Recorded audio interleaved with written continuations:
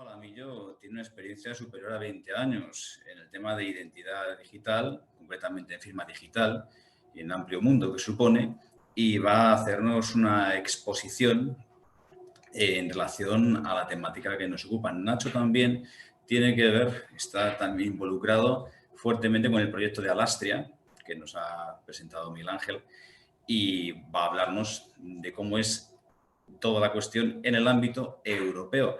Pues bueno, Nacho, cuando tú quieras, puedes presentarnos la cuestión, tal como tú la ves. Muchas gracias y buenas tardes. Bueno, en primer lugar, gracias por la invitación pues, a compartir. He traído también como Miguel Ángel, pues una exposición ha sido excelente. La verdad es que me ha hecho gran parte del trabajo.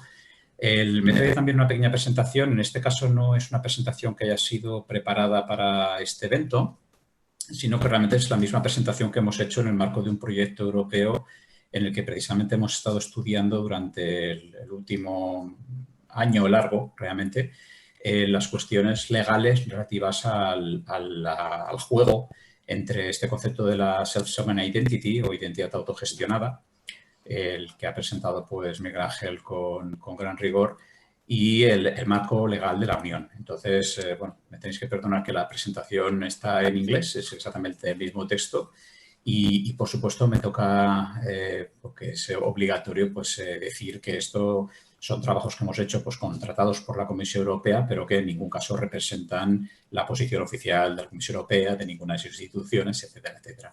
¿Por qué? Bueno, porque aquí lo que hemos hecho es un estudio sobre las diferentes problemáticas que nos encontramos en el mundo de la identidad autosoberana desde la perspectiva de la confianza. ¿Qué quiero decir desde la perspectiva de la confianza? Pues un poco profundizando en lo que decía Miguel Ángel. El hecho es que al final este es un sistema nuevo, es un sistema en el cual lo que intentamos es que el usuario, gracias a la existencia de tecnologías de redes de LTS, ¿no? Redes de tecnología distribuida, nos permita al usuario tener dos cosas que antes pues, no tenía tanto, ¿no? Una es mayor autonomía personal en la actuación, que es un poco a lo que se refería Miguel Ángel también cuando hablaba de la dependencia de terceros, como cuando nuestra cuenta depende, ¿verdad?, pues de un proveedor como Facebook, un proveedor como WhatsApp, un proveedor pues como Twitter, ¿vale? Y, por otra parte, pues que nos aporte más privacidad. Entonces, el primer tema tiene mucho que ver con este concepto de self-sovereign, pero está más vinculado desde la perspectiva de autonomía personal. Y nos referimos normalmente a esto como la perspectiva del derecho a existir en Internet sin depender de alguien, ¿no? O también llamado principio de existencia. Entonces, cuando en algún momento pues entréis en contacto con el mundo del self-sovereign identity, veréis que hay una primera visión que efectivamente lo que quiere es sencillamente sustituir la dependencia de un proveedor central de cuenta, ¿vale?, por la dependencia de una red distribuida gobernada de forma descentralizada. ¿Qué quiero decir con esto? Pues ejemplo práctico, ¿no? En algunos casos hemos visto cómo Twitter suspende la cuenta de un usuario pues porque realiza una actuación que no le parece pues conforme con sus términos y condiciones. Y de hecho aquí hay muchos debates jurídicos acerca de hasta dónde llega la libertad de expresión y si un operador privado puede condicionar esa libertad de expresión. Pero lo cierto es que mientras el panorama no cambie, hoy en día si yo tengo una cuenta en Twitter, yo puedo funcionar mientras la cuenta está activa y en principio Twitter se reserva el derecho legal a suspender mi cuenta cuando quiera. Desde ese punto de vista, mi existencia en esa red social está vinculada a ellos. Y lo mismo pasa con Facebook, y lo mismo pasa con Google, y lo mismo pasa con Amazon, o lo mismo pasa con Apple. De alguna forma nos encontramos un modelo en el cual nuestra existencia en las redes electrónicas pues depende de que haya un proveedor central que es quien gestiona nuestra cuenta. Entonces, una primera visión efectivamente de la identidad autosoberana es esta autosoberanía personal entendida como existencia propia, ¿no? Antes de un proceso administrativo con una entidad, yo tengo que poder existir. Y eso se basa básicamente en que yo pueda crear mi cuenta de usuario sin depender de un operador central. Y aquí es donde entra la blockchain, ¿verdad? La posibilidad de que utilicemos una red para anclar nuestra identidad. El segundo elemento tiene que ver con lo que también explica muy correctamente Miguel Ángel acerca del hecho de que más allá de ese principio de existencia, de que mi cuenta es mía y la controlo yo, es cierto que continúa habiendo muchos emisores que tienen atributos que nos pueden certificar. Por ejemplo, yo me puedo ir a la Generalitat de Cataluña y obtener una certificación de ser familia numerosa. Y con esa certificación, si yo la exhibo frente a un tercero, pues yo voy a poder obtener un beneficio. Puede ser un tercero privado actualmente en España o en otros países puede ser también un tercero público, pues por como también se ha explicado, esto de momento lo tenemos restringido en nuestro país. Y esa es la segunda visión. La segunda visión es que actualmente en el modelo que tenemos, cuando nosotros compartimos informaciones de identidad que están gestionadas por terceros operadores en sus bases de datos, lo que sucede es que estos terceros ven lo que estamos haciendo. Y esto ha dado lugar en algunas visiones extremas a lo que se ha venido a denominar como economía de la vigilancia global. De hecho, de alguna forma la idea es esta, ¿no? Shoshana Zuboff, por ejemplo, es una académica pues, que ha estudiado mucho, tiene un libro muy bueno sobre la emergencia de la sociedad de la vigilancia global pues, como modelo de negocio. Claro, aquí la emergencia de estas redes de tecnología distribuida lo que permiten es que la compartición de estos datos se pueda hacer de forma distribuida por lo que el operador que tiene el dato ya no ve con quién lo compartes. Y eso es un sistema de cambio de reglas del juego muy importante. Pero claro, al final, para que alguien a quien yo le muestro que soy familia numerosa se lo crea y pueda, por ejemplo, concederme un descuento, pues vamos a querer que pueda confiar en el emisor. Y eso nos lleva al mundo de la regulación. Si no tenemos procesos de emisión de identidades descentralizadas o de sistemas de autogestión de la identidad en general, si no tenemos un marco legal apropiado, seguramente los terceros que podrían beneficiarse de este sistema y lo podrían consumir, pues van a tener dudas acerca de si es legal utilizarlo o no. Y más allá de que efectivamente en España, pues en el caso del sector público, y coincido que con finalidades o con un ánimo esencialmente político, pues de momento está prohibido. Claro, esto nos lleva a la regulación que tenemos y quizás la pieza más importante de regulación que tenemos que tenga que ver con la identidad, aunque es una visión restringida a la identificación, que no es exactamente lo mismo, como también de hecho ha explicado Miguel Ángel, pues nosotros tenemos una norma reglamentaria, un reglamento europeo, que es el 910-2014, que regula la identificación electrónica y los servicios de confianza en el mercado interior y para las transacciones en el mercado interior, con lo cual es un marco que puede ser apropiado para construir un sistema de identidad autogestionada en el cual pues, las partes puedan confiar en la veracidad de lo que los emisores certifican acerca de mí y que me entregan para que yo lo pueda compartir con quien quiera. De hecho, es posible que efectivamente el Real Decreto Ley estuviera pensando en la futura reforma de este reglamento eIDAS, que ya se ha iniciado. Estamos en una fase en la cual la Comisión está empezando ha hecho determinados estudios y está recolectando materiales para proceder a la modificación, al estudio de las modificaciones del reglamento eIDAS y quizás de ahí salga un marco legal. Aunque es verdad que las competencias de la Comisión se limitan al entorno transfronterizo. Por lo tanto, es difícil que aparezca una normativa de la Unión Europea que le diga a los Estados cómo emitir sistemas de identificación o sistemas de identidad en general. Eso es una competencia, en mi opinión, exclusiva de los Estados miembros y solo se puede incidir en ella indirectamente mediante la regulación del uso de estos medios cuando estamos en operaciones transfronterizas. Sin embargo, esto es lo que se ha hecho con el eIDAS y de momento la experiencia está siendo positiva. Por lo tanto, lo que vamos a ver en esta breve charla es un poco qué estudio hemos realizado nosotros para la comisión, que lo tenéis disponible, está publicado en abierto y os haremos llegar pues, la información, ¿vale? Para ver cómo cruzamos los dos mundos. Este es un estudio puramente jurídico. Obviamente los expertos estamos involucrados también en otras tareas técnicas. Por mi perfil formo parte del Comité Técnico Nacional 71, Subcomité 307, que regula las cuestiones de blockchain y DLTs en España. Y desde ahí, por ejemplo, estamos impulsando un proyecto de norma española para regular la identificación electrónica que tenemos pues, bastante maduro y que esperamos que después de verano pueda entrar en consulta pública para llevarlo después a ISO y a CENELEC, donde estamos bastante activos como país. Por lo tanto, es verdad que quizás vamos un poco retrasados en algunas cuestiones, pero yo creo que España tiene una posición bastante buena actualmente para influir a nivel internacional. Luego, de alguna forma, eso explica por qué la regulación del reglamento eIDAS, este reglamento eIDAS nos interesa en el ámbito de la identidad autogestionada.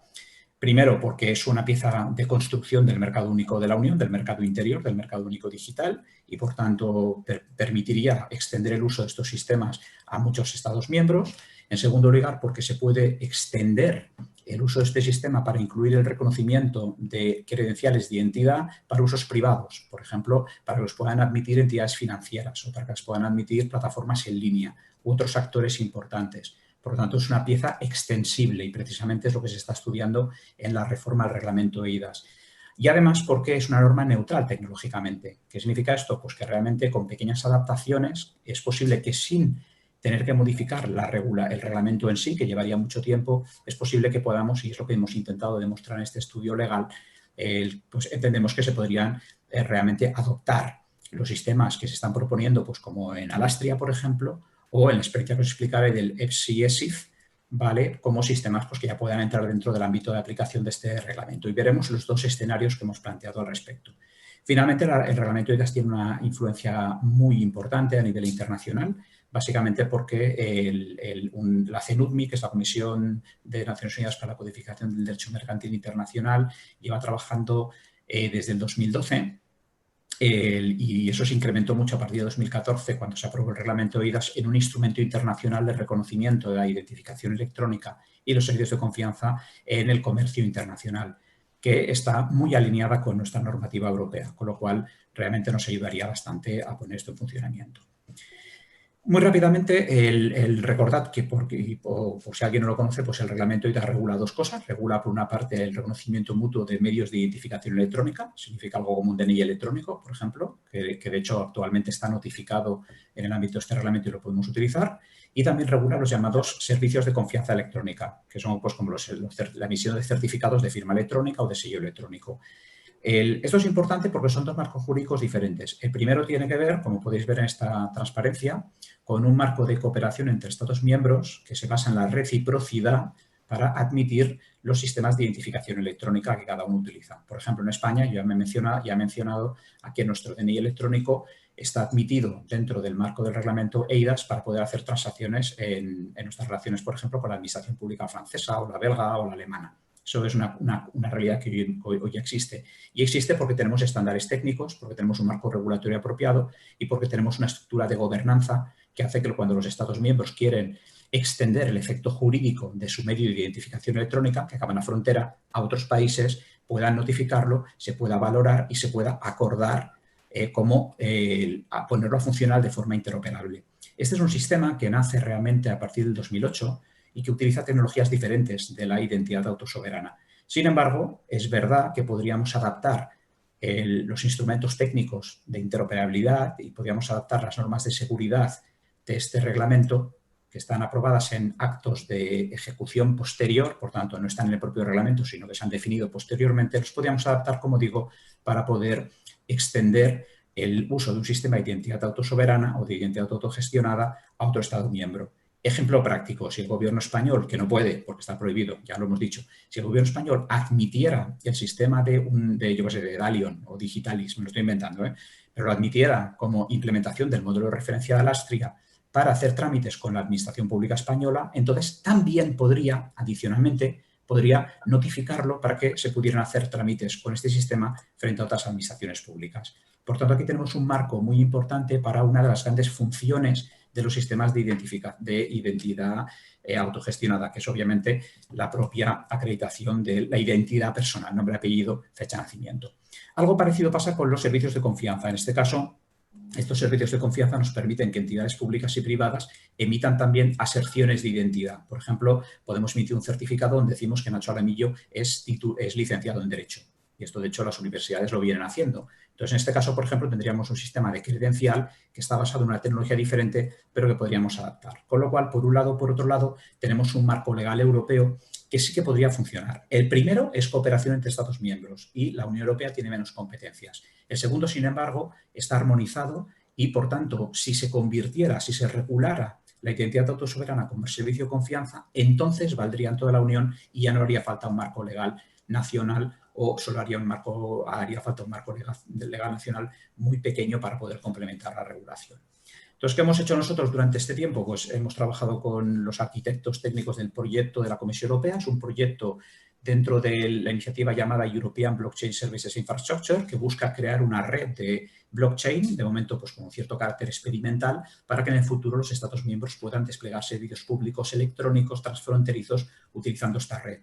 Y dentro de este proyecto hay 4 casos de uso. Uno de los casos de uso se llama ESIF, que es el European Self-Sovereign Identity Framework, y como dice su nombre, busca crear un marco de trabajo para poder regular los sistemas de identificación de esta naturaleza, con esta tecnología.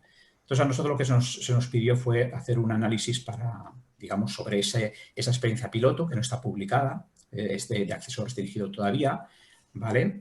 Donde viéramos un poco pues, qué interacción había, cómo podíamos aprovechar un poco el marco legal, que es de lo que estamos hablando esta tarde.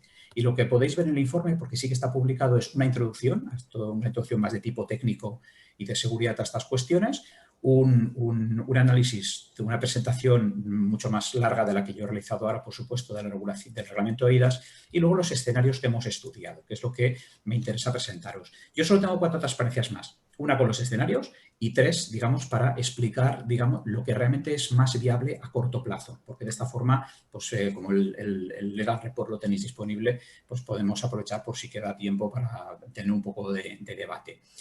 La idea básicamente es que nosotros hemos identificado un montón de cosas posibles que se pueden hacer, que básicamente empiezan con pequeños parches para poder utilizar la normativa actual sin cambiar nada a nivel legal, porque eso en la Unión Europea pueden ser entre 3 y 5 años, y hacer algunas cosas que podemos hacer con muy poquito esfuerzo, que es lo que llamamos escenarios a muy corto plazo. Hemos identificado también escenarios a corto plazo que básicamente ya son un poco más atrevidos porque hace falta no modificar el reglamento y su desarrollo, pero sí interpretarlo.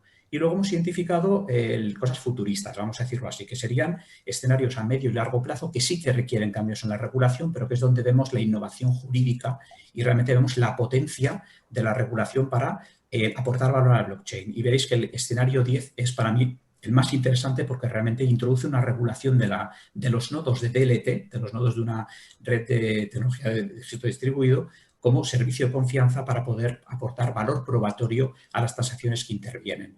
Entonces, esto es una especie de journey, ¿no? Como de viaje. Entonces, ¿qué tenemos en muy corto plazo? Pues lo primero, el ejemplo que decía, si podemos utilizar sistemas que ya existen, como el DNI electrónico, para emitir credenciales verificables. Por ejemplo, Miguel Ángel ha dicho, está prohibido en España el utilizar la blockchain para la identificación electrónica. Es cierto, pero usar blockchain no está prohibido para las administraciones públicas. Lo que está prohibido es usarlo para identificar que Nacho es Nacho.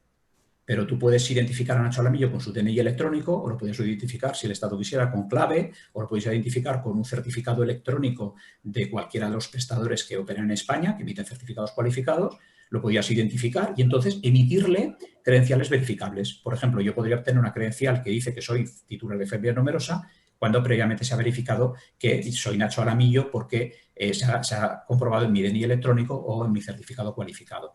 ¿Cuál significa que aquí tenemos realmente un caso inicial? Podemos emitir credenciales verificables de identidad a partir de sistemas de identificación que ya existen. Esto parece que no, parece poca cosa, pero realmente nos abre la puerta realmente a hacer ya muchas cosas en proyectos reales y aportar valor. Y no está afectado por ninguna prohibición.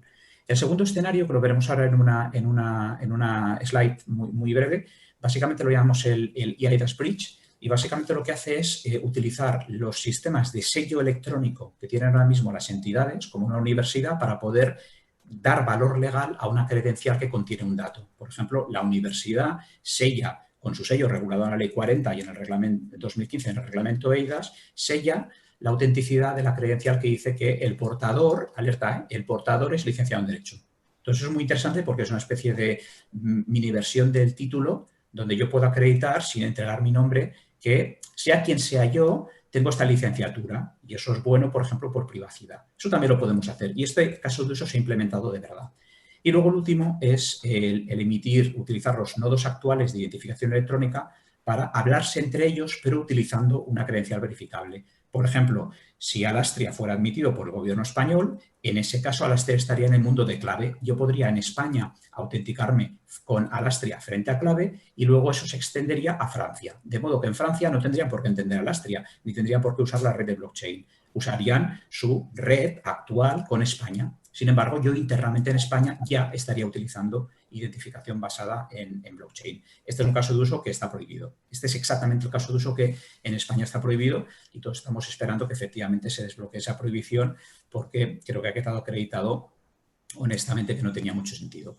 Escenarios a corto plazo, básicamente utilizar identificadores, este tipo de nueva tecnología para como ya medio de identificación electrónica, lo veremos ahora en un gráfico, y también emitir certificados cualificados, o sea, como los de la fábrica moneda, pero en vez de utilizar la tecnología de PKI jerárquica que estamos usando ahora, de autoridad de certificación clásica, ¿vale? Avalada por los navegadores y por la lista de confianza, pues transformarlo tecnológicamente para que dependa de la red en lugar de depender de los navegadores. Cosa que en términos de soberanía tecnológica es muy importante porque hoy en día los estados esa soberanía la han perdido frente a Google, la han perdido frente a Apple, la han perdido frente a Mozilla porque no reconocen, digamos, esa autoridad. Y, por tanto, hemos de salir de ese modelo en el cual grandes corporaciones controlan quién puede emitir credenciales y hemos de ir a otro modelo, a ser posible sin repetir errores. Por tanto, nos interesa mucho la gobernanza de esa red para que no acabe habiendo un pequeño club de seleccionados que realmente elijan lo que podemos hacer.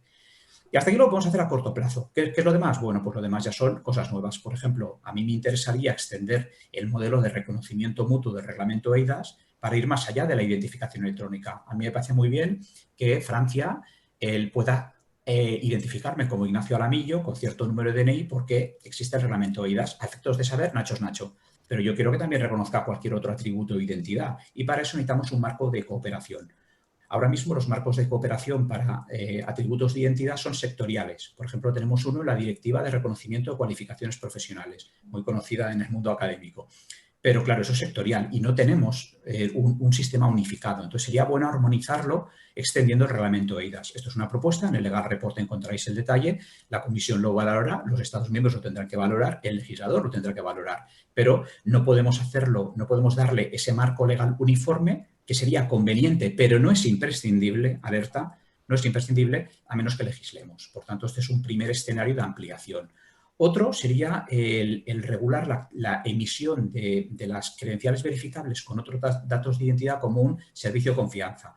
Igual que ahora mismo hay un servicio de confianza que permite acreditar que Nacho es Nacho, en este caso tendríamos un servicio de confianza que permite acreditar que Nacho es, por ejemplo, familia numerosa. Este es un ejemplo que es un poco malo porque sería para una atestación pública, pero igual podríamos garantizar pues, qué dirección postal tiene o qué nivel de renta tiene o qué nivel de endeudamiento puede soportar o cualquier dato que nosotros queramos. Entonces, los datos que sean públicos seguramente iremos por el escenario 6, que sean las administraciones quienes los compartan a través nuestro, ¿no? En cambio, todos los demás datos privados querremos garantías y esas garantías no se basan en el derecho público, se basan en la noción de un servicio de confianza. ¿Y más cosas? Pues bueno, regular elementos accesorios de esta tecnología donde pueda haber puntos de dependencia, ¿vale?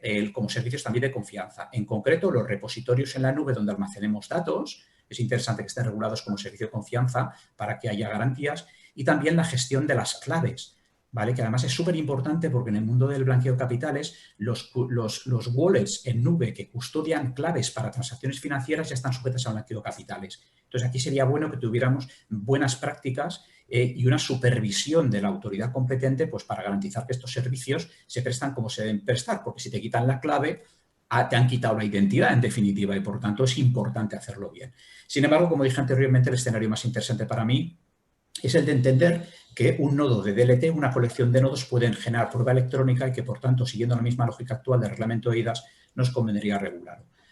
Y sencillamente tres transparencias DOT, que ya las he explicado, por tanto, solo para que lo veáis de forma un poco más gráfica. Este es el eIDAS Bridge, que es una iniciativa pues, que se ha puesto en marcha y básicamente sirve para demostrar la fusión entre el mundo del eIDAS actual y el mundo futuro. En este caso, una universidad emite un título académico y lo sella con su sello reconocido legalmente, con lo cual quien lo recibe, que lo guarda y lo puede compartir con un tercero, pues sabe que tiene un documento que en la Unión Europea tiene valor legal pleno. ¿Por qué? Porque cuando este titular de la credencial, ¿no? del diploma académico, lo quiera compartir con un verificador, ese verificador podrá comprobar que está sellado por el emisor legítimo, lo cual es importante.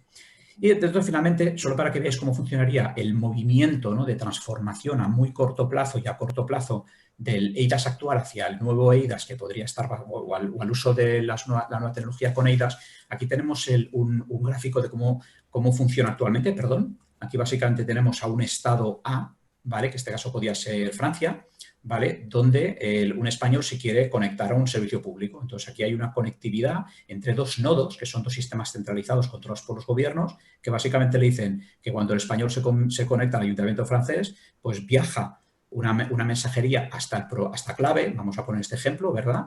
De forma que clave responde, pues que Nacho es Nacho, y entonces el proveedor francés le da acceso. Esta es la arquitectura actual. Como podéis ver, normalmente está intermediada por nodos nacionales. Por lo tanto, aquí podemos tener problemas de falta de privacidad, ¿vale? O problemas de falta de disponibilidad si alguien ataca este nodo, o problemas de robo de identidad si alguien es capaz de atacar el identity provider que tiene todos los datos y exfiltrarlos al mercado.